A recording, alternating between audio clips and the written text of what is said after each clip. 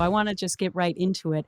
We talk a lot about violence, of course, against women, which can be such a depressing topic, and the result of a kind of violence done to men as well, a socialization, so to speak, that fosters this really dangerous kind of masculinity. And it's one that defines men as superior and women as inferior. And I know you agree with me, it limits our boys and it imperils our Yes. girls, and it sticks them in what you refer to as the man box. So, what exactly is the man box and why is it so damaging? Thank you. That's a great question. And the man box is a term that we coined at A Call to Men. We've been using for the last 20 years. We were founded in 2002, so we're almost coming up on our 20th anniversary. Um, and the man box really talks about what you would imagine it to, right? That all those things that we're taught, those things that kind of confine us, be in charge, don't ask for help, don't show any emotion except anger, make your own decisions, be dominant, not only dominant over women and girls, but also over men and boys. All of those things are in the man box.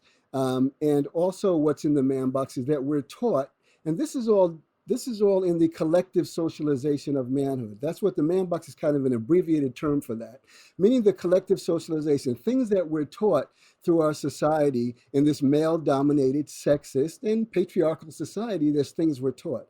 And three things that are threads throughout this teaching, this man box, is that women and girls have less value than men and boys, Right. right? So if for example, just for your listening audience, you have a wonderful dad, uncle, big brother, coach who's teaching his 6-year-old boy how to throw a Hmm. football, right? And they're out there teaching him how to throw a football, and the kid's just quite, he's not throwing it quite hard enough. So the dad, the coach, the big brother, the uncle says, son, you have to throw harder than that. You throw like Hmm. a, right?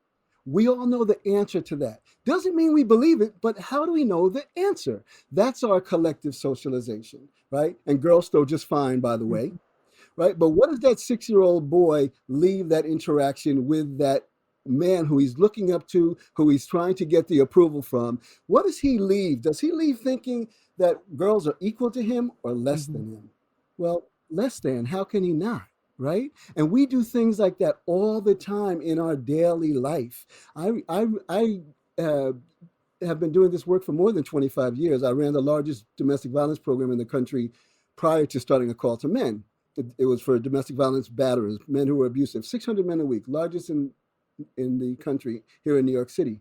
And I remember it must have been my 22-year-old son is he must have been about 12 at the time, maybe 11, 10 or 11 at the time. And I'm going out to do this work, eradicate sexism work, promoting healthy manhood work, Gretchen. And I would roll my laptop bag to the car, and he'd always want to take it from me because he wants to see dad off. And I'd kiss my wife goodbye, I kissed all the kids goodbye.